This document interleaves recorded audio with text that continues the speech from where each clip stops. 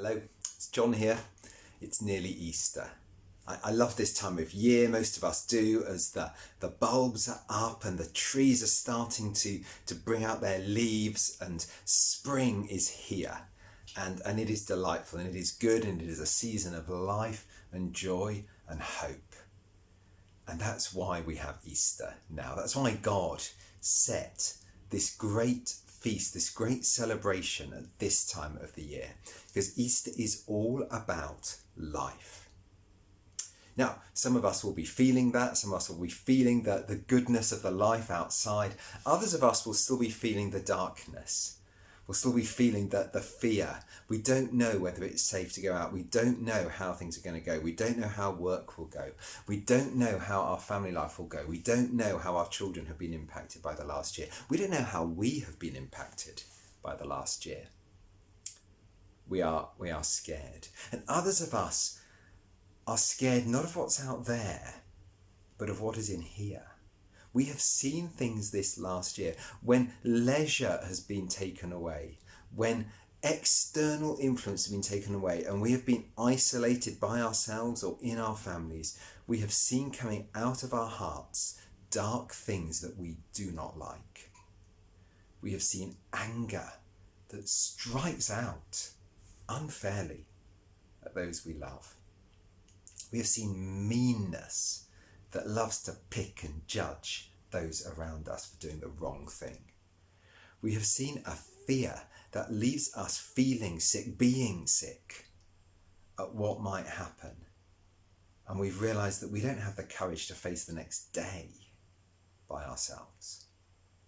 We have seen a self-pity that just indulges myself as though I was a God who has been denied all the rights of the world.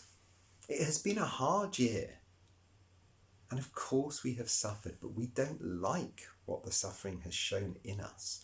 We don't like what has been revealed of our character in adversity. God saw us. He saw the state of our hearts. He saw the thoughts of our minds. He heard the words we spoke in secret. He saw what we did and what we didn't do that we should have. God sees every bit of the darkness that lies inside us. Sin.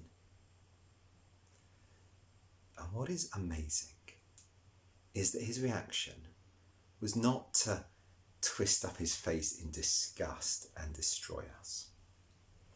Nor was it to say, these things don't matter, they've been under a lot of pressure. No, he said, these things matter enormously. They destroy my friendship with my people, and they destroy them as they tear themselves and one another to pieces. I will go. And God left his heavenly throne and he came to earth. We call it Christmas.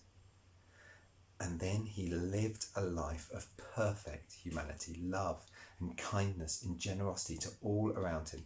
No darkness inside, no darkness coming out, just light. But at Easter time, Jesus allowed himself to be unfairly convicted of crimes that they didn't even know what they were accusing him of, let alone that he had committed them.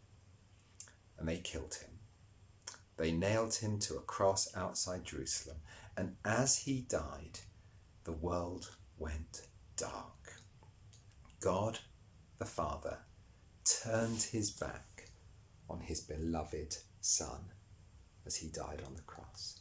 And what Jesus did as he died, as he hung in the darkness, he took to himself our darkness.